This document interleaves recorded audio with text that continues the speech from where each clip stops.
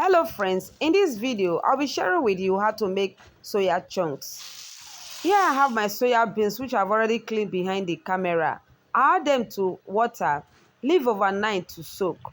And this is what it looks like after soaking them overnight.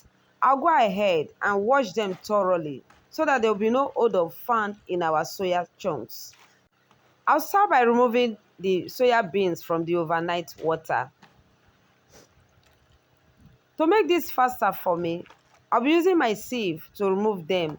After removing it from the overnight water, I add fresh water to it for me to rinse the soya beans. I'll be repeating this process once again until it becomes very clean. This is actually a very delicious recipe. It can be used to replace meat in so many recipes. It can also be used for meat pie filling to replace meat. If it is well prepared, it tastes almost like chicken. If you are a vegetarian and you don't want to include meat in your recipe, this is a perfect alternative for you.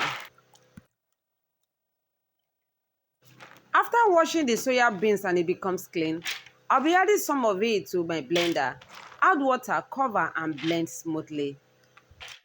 Please, if this is your first time of seeing my videos, I want to say thank you for clicking to watch. Kindly click on the subscribe button and turn on the notification bell so that when I upload new videos, you'll be among the first person to be notified. After blending the soya beans and it becomes smooth, I'll transfer into a cheesecloth for me to save it. So I'll add some bit of it to the cheesecloth and begin to stir it with my hand. I'll bring the cheesecloth together, wrap it together, and then begin to juice out the milk. I'll also be using my hand to squeeze out the milk from it. I'll do this until the milk is completely out from the soya beans.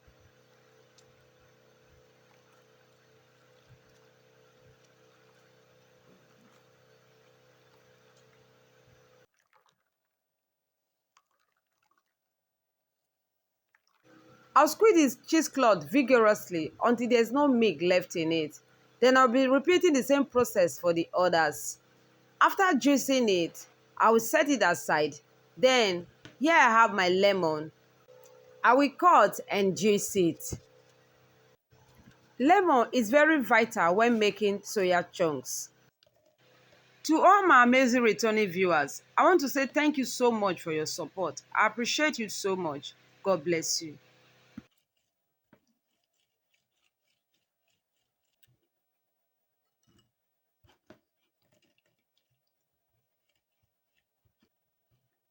After juicing the lemon, here is our lemon. I'll cover and set aside. I will transfer the soya milk to my cooking pot. Take to the heat and begin to cook. I will cook it on a low heat so that it doesn't boil and overpour. As I cook, I will stir. Make sure to put an eye on it so that it doesn't boil and overpour. Allow to cook for about 5 minutes. After 5 minutes of boiling, begin to add the lemon juice bit by bit to it and stir. As you can see from this video, I will add little and stir. I will continue this process until I'm done exhausting all the lemon. I will still add and stir. As I stir it, the soya milk begins to curdle. Once I'm done adding all the lemon juice, I'll continue to stir and cook for another 2 minutes. This will help in the reaction of the lemon with the soya beans. As the soya beans milk begins to curdle,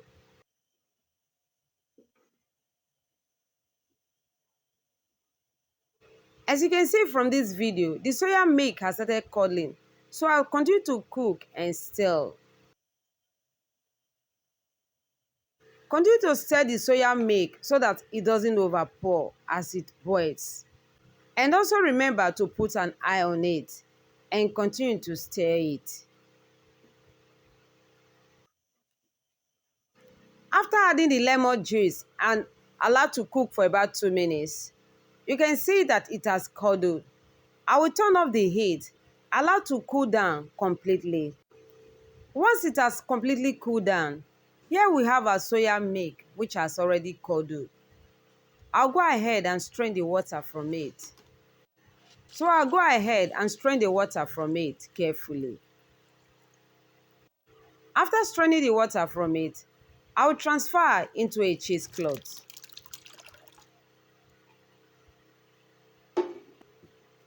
Wrap together and begin to squeeze the water from it. It's so important to squeeze out all the water from it before adding any ingredients to it.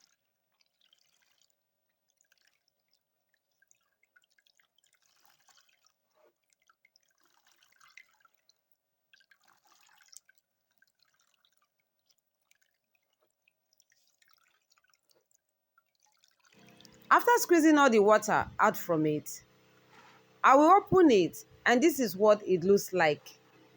It looks thicker.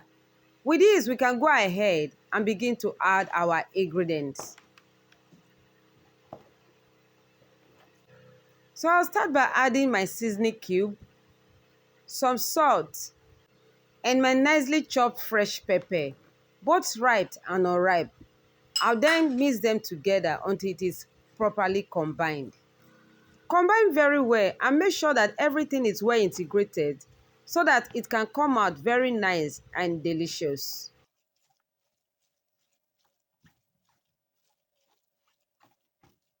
After mixing them together, I'll go ahead and wrap it with the cheesecloth once again.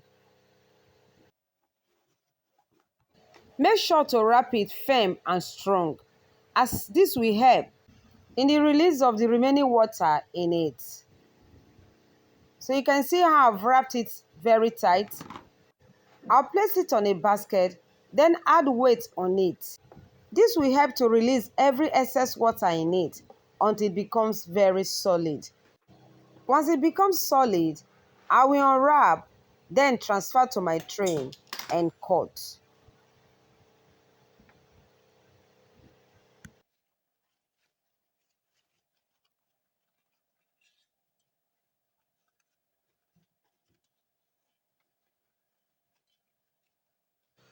After unwrapping it, this is what it looks like. I'll go ahead and cut into my desired shape. So I'll be cutting it into 2 equal parts. Then cut each part into 2 once again.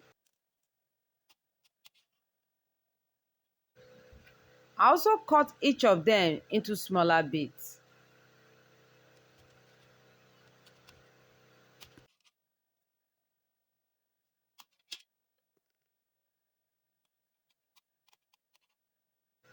After cutting them into my desired shape, this is what it looks like. I'll go ahead and begin to add them into my preheated oil.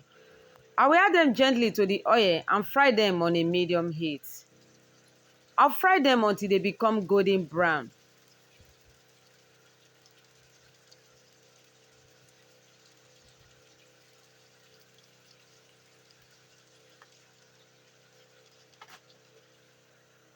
After frying them for some time, I will flip them up for both sides to be well fried. Once they are well fried, I'll remove them from the oil. Then we have our soya chunks. Now that you have learned how to make this delicious recipe, which can serve as a replacement for meat, I guess you might give it a try. Please let me know how it came out for you in my comment section. After removing the first set from the oil, I'll repeating the same process for the remaining one. I also fry them until they become golden brown. Once they are nicely fried, I also remove from the oil. Then we have our soya chunks. And here we have our well prepared and delicious soya chunks. Thanks for watching. God bless.